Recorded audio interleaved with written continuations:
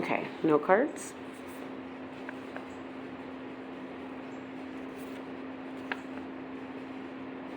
Perfect. And then, does she want counting? Okay, so Sally, we had to Zoom someone in. Mel, Dr. Trumbull, Dr. Barstow, Kirsten. And then there's, how do I turn your camera? And then there's me, so I count. Okay, and then we're gonna put you here.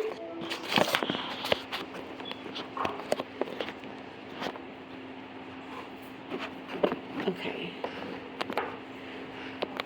Lacey, let me sit, and then you're good.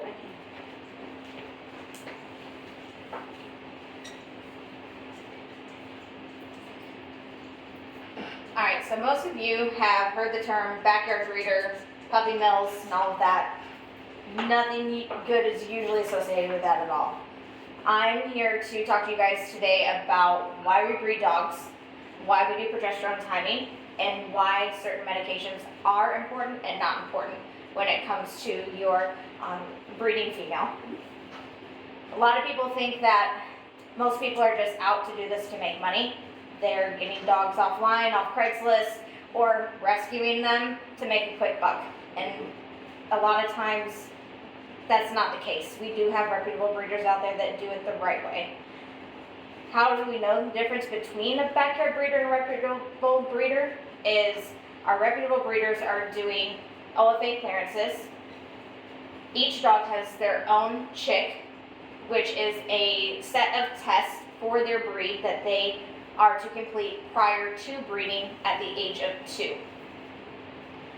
Our reputable breeders are breeding to better their breed, not just to make a quick dollar. How do we know if that dog is of breeding quality? Again, like I said, we're doing genetic testing and OFA and other clearances prior to breeding either the male or the female. Other requirements that we look at are that they have AKC registration that includes all breeding rights to the dog. Some people are sold dogs on limited registration. Those dogs are meant not to be bred. In canine reproductive and neonatology, Dr. Greer talks about the importance of doing these tests prior to breeding and waiting until they are at least 2 years of age. When we breed dogs prior to 2 years of age, it's similar to like a 10-year-old child getting pregnant. A lot of times they do not make very good moms. Their fertility rate may be lower, as in they may not get pregnant. The only way to tell if a female is fertile is for her to actually have a litter. So by waiting until they're 2, it's going to increase your chances of her being able to get pregnant and have a litter. The other thing reputable breeders do is they look at their pedigree. A lot of these breeders sit there and they study for a very long time trying to find the perfect combination between the two. Whether they're having to go back several generations and find different studs, or they just have them themselves. But they're sitting there doing the research instead of just picking a random dog. The other thing for maximizing your chances of your female getting pregnant is by doing progesterone timing. We do this because we want to know when the bitch ovulates. We like to start progesterone timing between days 5 and 7 of their heat cycle. From a single breeding, a bitch can be pregnant anywhere from 58 to 72 days, which is why our progesterone timing is so important. Bitches are pregnant 63 days from ovulation. Other things to consider when we are talking about breeding our females is if they do not take.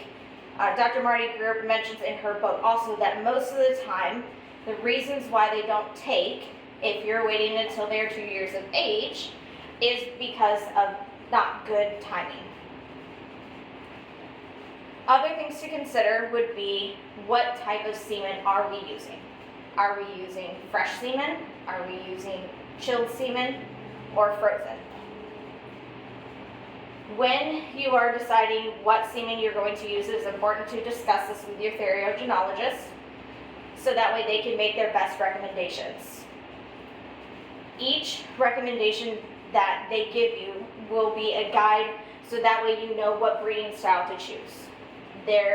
You can either do naturals with fresh semen, you can do an artificial insemination with chilled semen, which would be a vaginal AI, or with frozen semen, which has to be put directly into the uterus. We would normally recommend a transcervical insemination.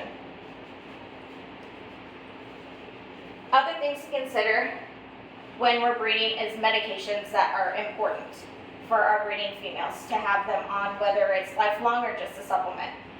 There are some supplements that are highly not recommended or important in any way, shape, or form, while as there are others that are required, such as our heartburn prevention, our omega-3 fatty acids, and probiotics. It is always best to discuss again with your theriogenologist which medications that they do recommend and prefer. A lot of people think that breeding is just some quick hobby, that it's all fun and games, I'm just going to breed some puppies and make some quick money. However, it really is not. Good breeders do their clearances, they do their timing, they study exactly what kind of diets they need, they study their pedigrees, they take pride in what they do in order to preserve their line, as well as trying to create the best puppy that they possibly can to pass on to others, one champion at a time. Any questions? No questions? So I have a question, or something I'd like you to clarify for me. You said the word theriogenologist a couple of times. I don't know if everybody who's like watching and listening knows what that word means. So can you like clarify what a theriogenologist is? Absolutely. So a theriogenologist is a board-certified reproductive specialist. Thank you. Mm-hmm.